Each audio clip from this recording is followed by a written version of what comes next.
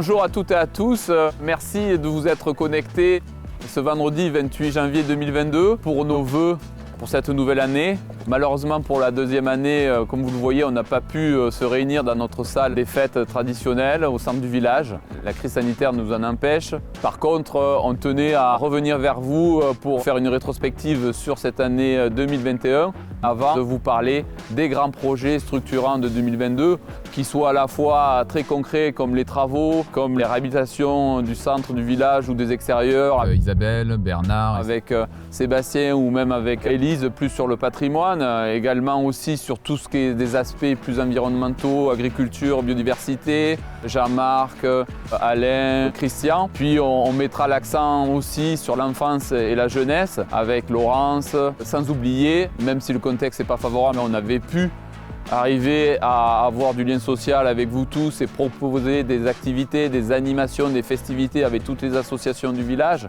Et donc là, Maureen, Sandrine, Monique et même Élise. Et maintenant, un petit coup d'œil dans le rétroviseur des projets et des réalisations de 2021 en images.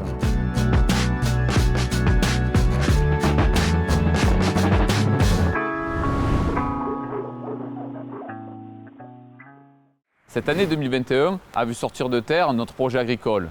Revoyons en image ce projet. Alain et Jean-Marc vont nous en parler plus longuement.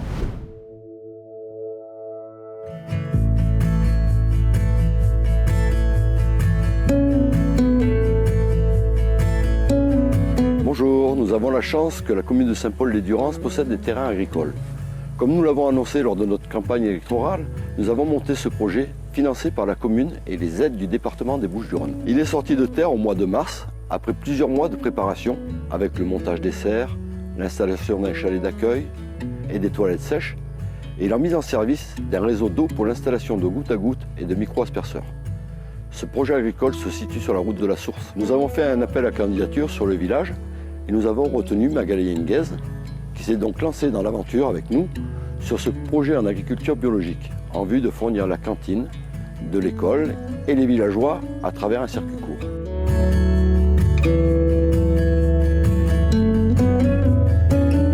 Nous souhaitons aussi favoriser les échanges avec notre jeunesse à travers notre école et notre accueil de loisirs pour faire découvrir l'agriculture biologique et notre patrimoine naturel riche en biodiversité. Ce projet a aussi pour but, à travers notre agriculture, de favoriser les échanges et de créer un espace de convivialité pour les Saint-Paulais et les personnes désireuses de passer un agréable moment.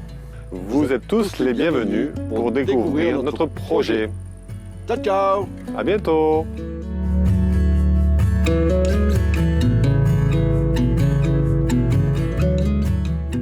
Au niveau des travaux, nous avons profité aussi de la période hivernale en début 2021 pour réhabiliter les jardins communaux. Nous les avons embellis, mis en valeur, on a sécurisé, mis des portillons, un petit de promenade le long de la barrière a été restauré et vous permet de rejoindre le parc de la Gamatte. Avec notamment 2 nouvelles plateformes pour une tyrolienne, pour le plaisir des petits mais aussi de certains grands. Et nous en avons profité pour réhabiliter et sécuriser le skatepark. Toujours dans les travaux, au niveau des parkings, vous le savez, on a une grosse problématique de stationnement dans le centre ancien. On a donc aménagé une 50aine de places à l'ouest du village, une dizaine de places vers le parking de l'école en prenant la grande rue.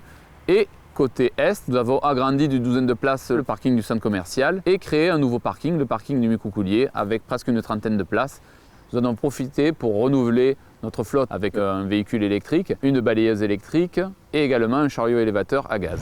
Pour le pôle enfance-jeunesse, cette année 2021 a été l'occasion pour nous de franchir une grosse étape en créant un ALSH, un accueil de loisirs sans hébergement, pour le plaisir de beaucoup de Saint-Paulais entre 3 et 13 ans.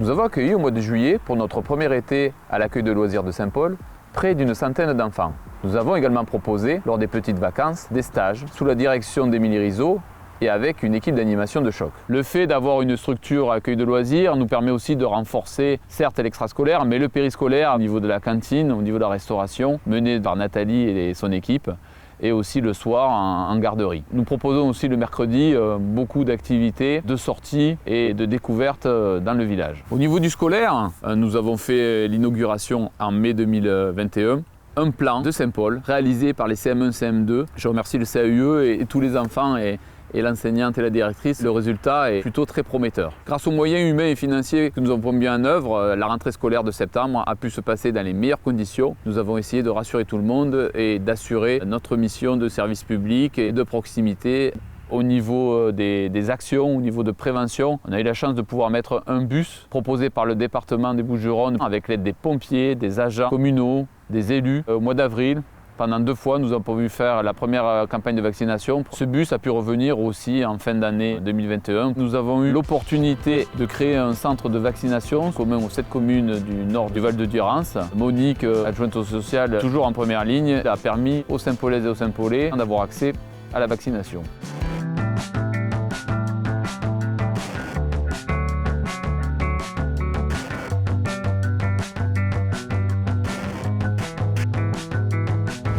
Au niveau du tissu social et des associations, on a pu quand même maintenir, grâce à l'aide de tous, des bénévoles, des intervenants, un programme assez chargé malgré l'actualité. La POES a proposé évidemment ses activités emblématiques qui marchent toujours autant, du yoga, le théâtre est revenu et des cours d'anglais pratiquement toute la semaine. Saint-Paul Loisirs a proposé également différentes sorties en bus. Pour finir cette année 2021 en images, on ne peut pas échapper aux animations et aux festivités.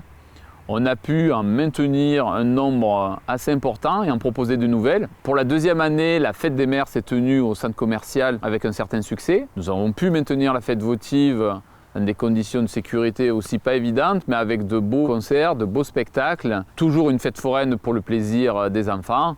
Notre traditionnelle pêche à la truite devant la mairie. Et comme depuis quelques années, nous avons pu remettre en place le feu d'artifice qui vous a été proposé le lundi de la fête votive. D'autres concerts, spectacles ou pièces de théâtre sont venus aussi ponctuer l'année 2021 dans le cadre des tournées du Pays d'Aix, d'autres proposés par le comité des fêtes. Et ce qui ne nous a pas échappé, c'est aussi une nouvelle manifestation au mois de septembre où la mairie, les élus, Élise en première ligne, a porté ce projet de fête du patrimoine, une programmation pendant 15 jours, mi-septembre, pour lesquels vous avez dû découvrir ces mises en scène lumineuses pour mettre en avant les endroits qui ont été réhabilités, une découverte de notre patrimoine architectural, des visites de l'église, mais aussi des spectacles de rue, des spectacles dansant dans les arbres, des randonnées.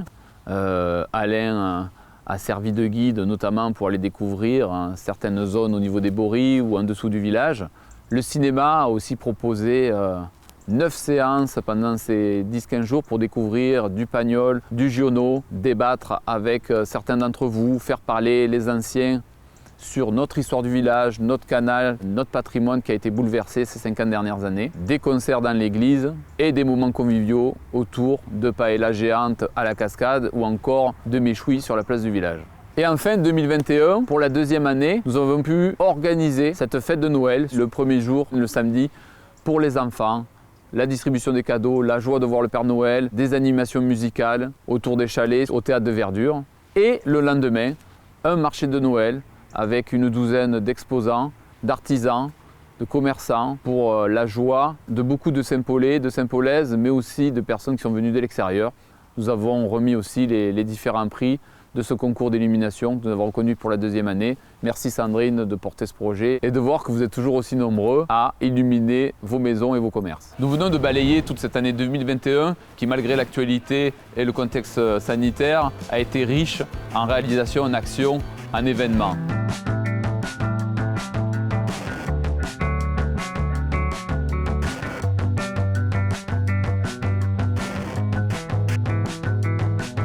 Nous voilà en 2022, nous y sommes puisque nous sommes le 28 janvier. Mais pour moi, pour nous, pour l'équipe, on voulait quand même vous présenter les grands projets et les réalisations qui vont structurer cette année 2022. Bon, Saint-Paul-Durance, on a la chance d'être à la fois une petite commune, un village provincial, 900 habitants, mais avec 10 000 actifs, avec une zone d'activité de plus de 90 entreprises. Nous avons beaucoup d'atouts, des atouts économiques, une certaine attractivité territoriale qui ne se fait pas au détriment de notre qualité de vie, de notre façon de vivre. Essayons de la préserver un maximum, mais nous avons aussi beaucoup de contraintes, des contraintes dues à la fréquentation de notre commune. Éviter de consommer cet espace-là, nous sommes redevables sur notre territoire de ce que nous allons laisser aux générations futures. Certes, tout le monde connaît le CEA, connaît Cadarache, ITER, le plus grand projet scientifique international. Mais nous, on doit répondre à ces attentes et trouver notre place sur ce territoire, sur notre territoire, à la confluence de ces 4 départements. Saint-Paul doit porter des projets structurants pour son avenir, pour ses habitants, pour les anciens, pour les jeunes qui veulent rester sur la commune. Et ces projets-là ne pourront pas se faire sans aller chercher ces partenariats et des financements au niveau de la métropole, le département, la région et même l'État. Le premier des grands projets, c'est l'écoquartier des Loves, dont on vous parle depuis des années, est une réalité aujourd'hui. Cet écoquartier va sortir dans les prochaines années et dès 2022, vous allez avoir les premières consultations. Et cet écoquartier avait été ciblé pour 70 à 80 logements et un centre socioculturel. Mais aujourd'hui, nous devons accueillir aussi, c'est une opportunité, 2 casernes de gendarmerie et 70 logements. Des études ont été faites, 2020, 2021, et comme les images le montrent, cette zone-là va être l'endroit où un nouveau quartier va venir structurer notre village. Ce nouveau quartier ne peut pas être déconnecté, il doit être aussi pour ses habitants. C'est pour ça que nous avons décidé de ne pas implanter cette salle multi-activité au Love, un quartier potentiellement de 130, 140, voire 150 logements. Il y aura de la mixité. Alors, ce nouveau quartier ne va pas voir le jour ou sortir de terre dès 2022, évidemment. Par contre, dès le 21 février, nous tiendrons avec la métropole et avec les bureaux d'études qui sont sur ce dossier une première réunion publique pour vous expliquer plus en détail les tenants, les aboutissants.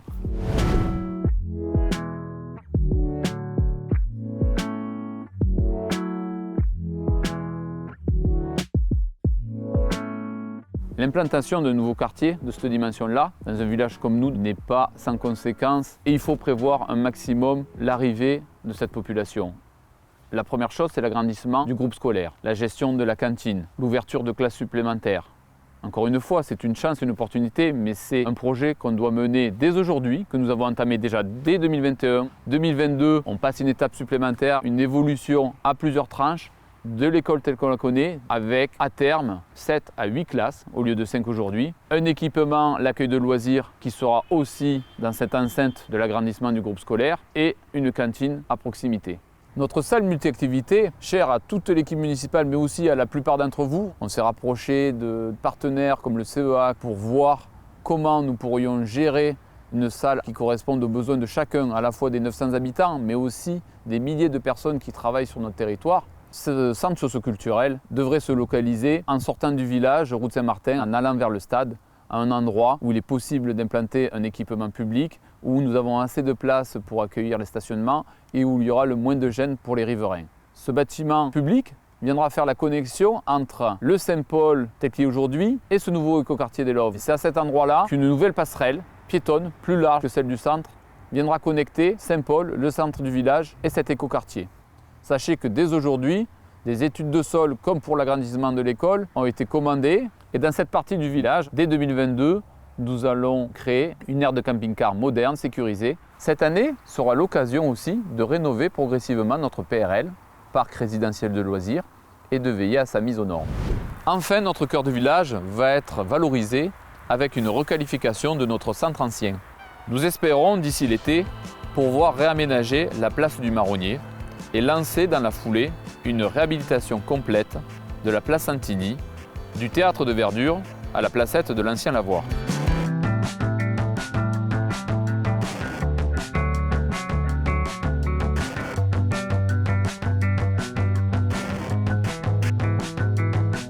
2022, vous en doutez, ne restera pas sans travaux. De nombreuses réalisations vont avoir lieu et déjà, vous pouvez le voir en ce début du mois de janvier, nous avons attaqué les travaux par le bâtiment de la mairie, le bâtiment principal. Et dès la fin de l'hiver, l'accueil de la mairie se fera au rez-de-chaussée. La deuxième phase des travaux se terminera d'ici la fin du printemps et concernera le premier étage de la mairie.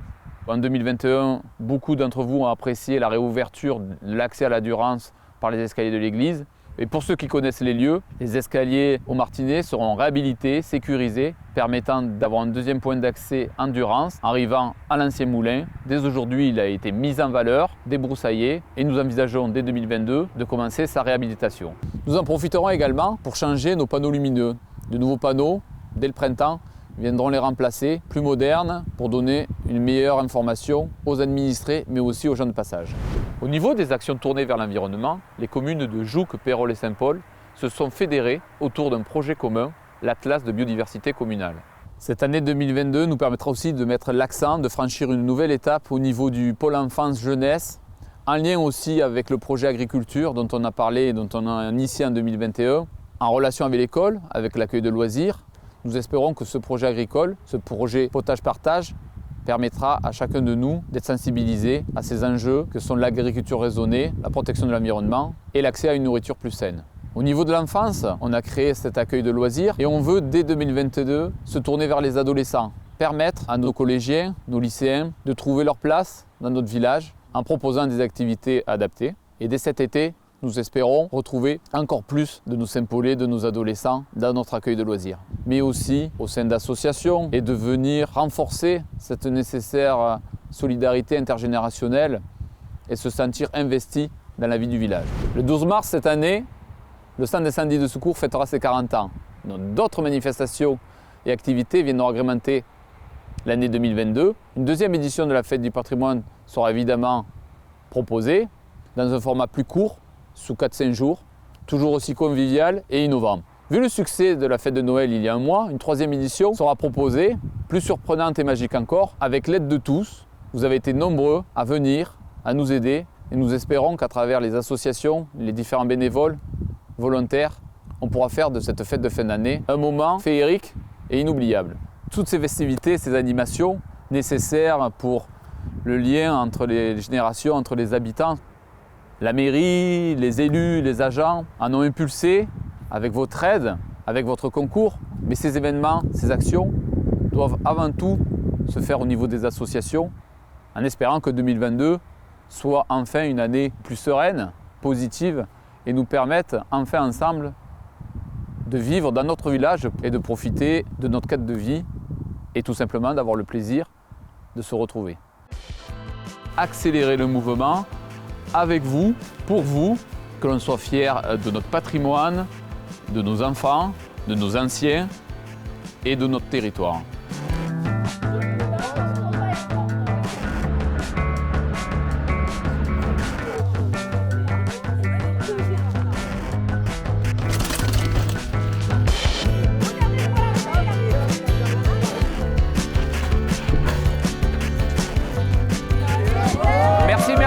Merci de m'avoir attendu pour les vœux. Merci. Bon, on espère que cette cérémonie des vœux vous a plu et nous vous souhaitons surtout à toutes et à tous une belle année 2022.